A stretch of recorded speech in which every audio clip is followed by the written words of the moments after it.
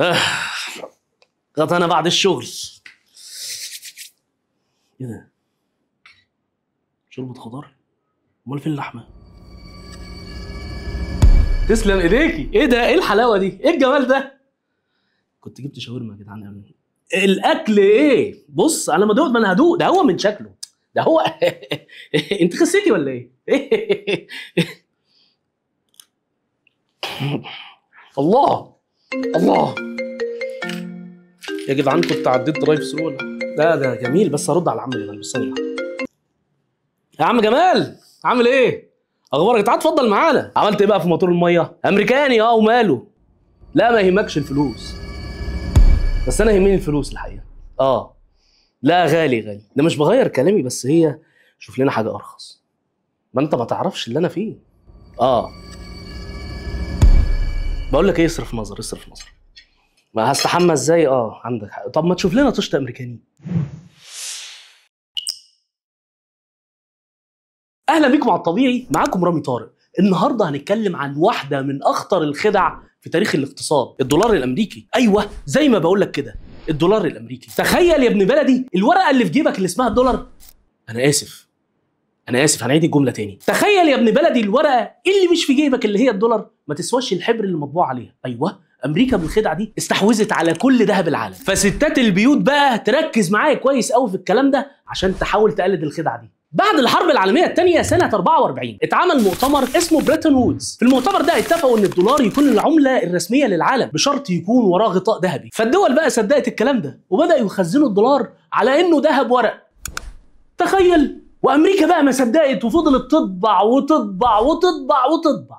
تخيل لحد ما بقت بتطبع اكتر بكتير من الذهب اللي عندها. وجا نيكسون او نيسكون سنه 71 وقال احنا مش هنربط الدولار بالذهب تاني. تخيل يعني الدولار بقى مجرد ورقه ملهاش غطاء. لبست يا معلم. مش لوحدك، كلنا لبسنا الحقيقه، لان كل الدول بقى عندها مخزون دولار، خزنت واشترت من امريكا سلع، اشترت دولار بالذهب الحقيقي. فبالتالي امريكا بقى عندها مخزون ذهب جبار وتتربع على عرش اعلى مخزون ذهب في العالم، بعيده عن اقرب منافسينها باكتر من الضعف. تخيل.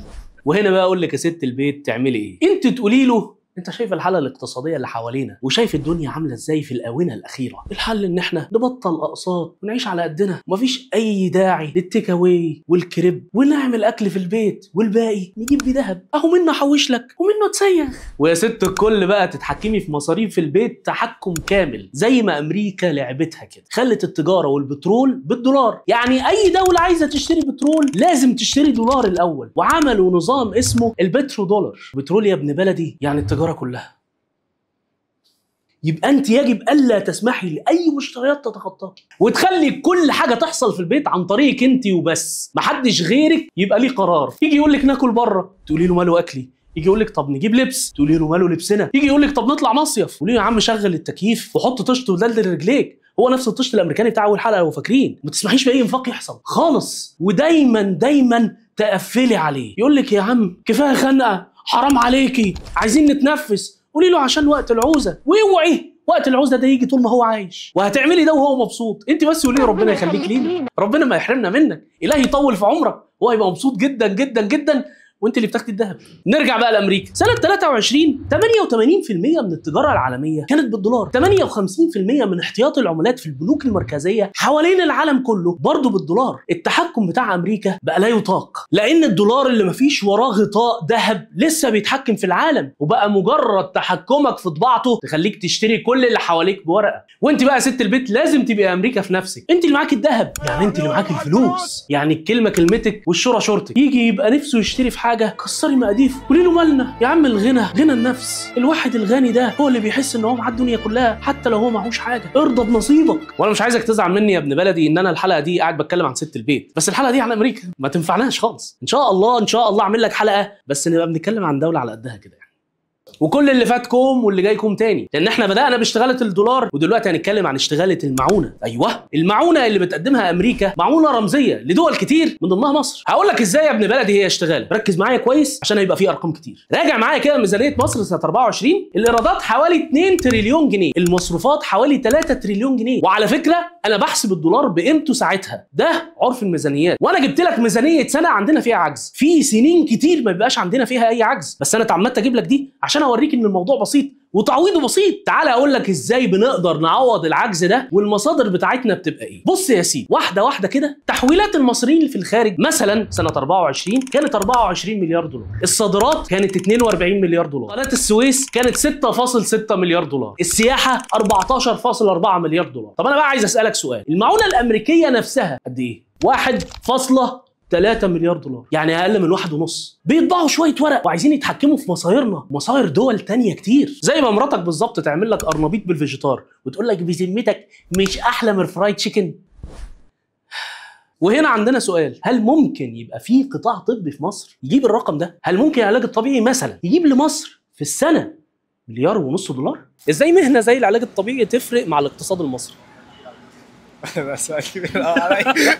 انا اقل من كده كتير. لا عفوا. يفرق في الاقتصاد المصري؟ ممكن. ازاي؟ من الاصابات الكتير اللي بتيجي، فمنها هيبقى العلاج الطبيعي يعني هيأثر فيها، يعني فاهم قصدي؟ يعني هيأثر في الاقتصاد ازاي؟ في الاقتصاد ازاي؟ مش جاي خالص، مش عارف اجيب. هذا ما اقدر افتي لك فيه.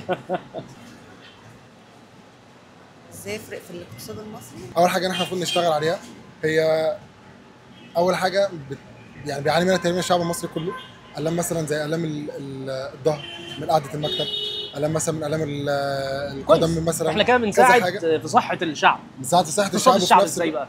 ما هو ده يساعد في اقتصاد الشعب. انا دلوقتي لما يبقى عندي فلكسبيليتي في العماله بتاعتي، هقلل من البالانس مثلا اللي هم بياخدوه في الاجازات بتاعت السك، هقلل مثلا من الحالات المرض بتاعتهم، هقدر ان انا اقلل من البطاله، لان انا مقلل وجهه نظر بزود. هو بصراحه يعني كل ما يبقى يعني في الحنين كده يبقى الناس كلها تقدر. هي ممكن. ما تظنش. طيب انت ليه تظن وانت ليه ما تظنش؟ الاول نبدا بيك انت، ليه ما تظنش؟ عشان مش كل الناس مقتنعه ان العلاج الطبيعي اصلا بيفرق. يعني انا لو مثلا جالي اصابه في جيم او حاجه مش هروح اعمل علاج طبيعي، بس انا اقول لا هي كده اكيد مش محتاجه للدرجه او كده، بس هيتاثر عليا بعدين طبعا. بس مش حد فاهم ان العلاج الطبيعي يبقى مهم في حاجه زي كده، اهم من العمليه ذات نفسها. انت ليه تظن؟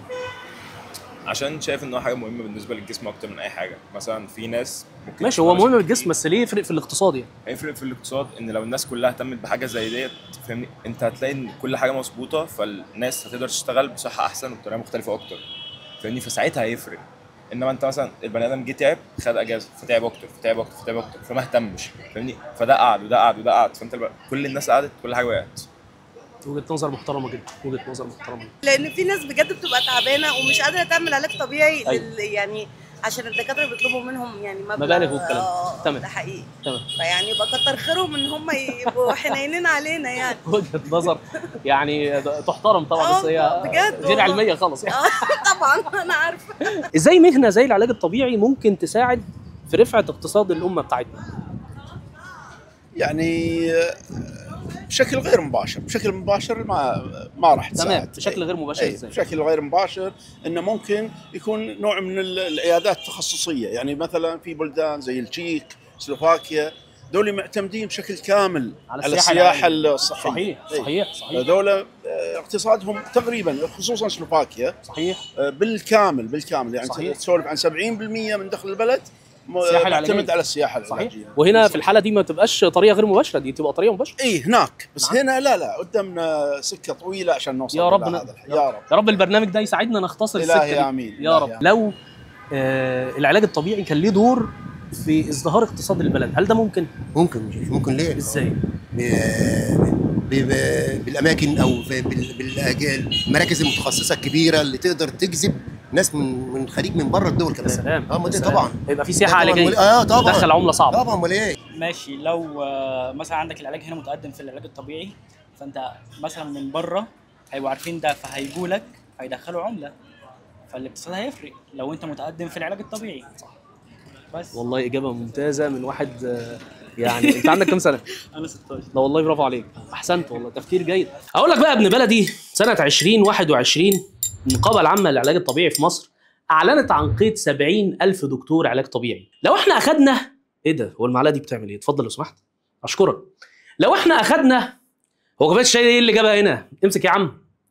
ها، لو احنا اخدنا من العدد ده التلت، قول 20,000، وال20,000 دول اشتغلوا في السياحه العلاجيه بجد. على فكره احنا مستوى العلاج الطبيعي عندنا حاجه مشرفه جدا، مستوى عالمي. تعرف ان احنا بحسبايه صغيره نقدر نعدي المعونه الامريكيه. احنا قلنا المعونه الامريكيه كانت كام؟ 1.3. لو قلنا انه العلاج الطبيعي يقدر يدخل من 1.5 ل2 مليار دولار في السنه. هات كده معايا آلة حاسبة وتعالى نحسب سوا. لو 20,000 دكتور كل دكتور منهم استقبل 8 مرضى اجانب، وكل اجنبي دفع من 800 دولار ل 1000. تخيل بقى 20,000 دكتور في 8 مرضى في 12 شهر ب 900 دولار اللي هو المتوسط. الحسبايه دي تجيب لك المبلغ اللي تحت ده. المبلغ ده العلاج الطبيعي بس يقدر يدخله لمصر. وعلى فكره السعر اللي محطوط ده اللي هو من 800 دولار الى 1000 ده يمثل سدس المبلغ اللي بيدفعه المريض الامريكي في العلاج الطبيعي لركبه واحده بس. اللي مش مصدقني يا ريت تتفرج على الحلقه اللي فاتت بتاعه العلاج الطبيعي تاني. وخد بالك المبلغ اللي بنقوله ده بس من العلاج الطبيعي، ما ذكرناش الطيران والفنادق والاكل والمطاعم والهدايا والسوفونيرز. اللي ناقصنا تسويق وتنظيم وعي مجتمعي، لان الكوادر موجوده والمراكز موجوده والخبره كمان موجوده. وفي نهايه الحلقه في اسئله كتير تطرح نفسها، يعني مثلا تخصص العلاج الطبيعي يدخل مليارات للبلد وهو من ضمن القطاع الطبي الكامل، وبالرغم من كده الدكتور في مصر ايا كان تخصصه مرتبه،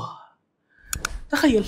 وسؤال كمان، لو العلاج الطبيعي يدخل المليارات دي كلها، القطاع الطبي كله يدخل كام؟ وانا كدكتور علاج طبيعي بقول لك انا مش شايف تخصصي بس علاج، انا شايفه كمان قطاع انتاج. واحنا باذن الله هنفضل نشتغل جوه الصندوق وبره الصندوق لحد ما ربنا يعيننا ونوصل لكم الفكره دي. اشوفكم على خير. كان معكم رامي طارق. يا موسى، السلام عليكم. ينفع ناخد منكم 5 دقائق؟ 5 دقائق؟ لا 4:30 ممكن. ماشي خلاص 4:30. السلام عليكم. اهلا وسهلا بحضرتك. اهلا وسهلا بيك. اهلا وسهلا بحضرتك.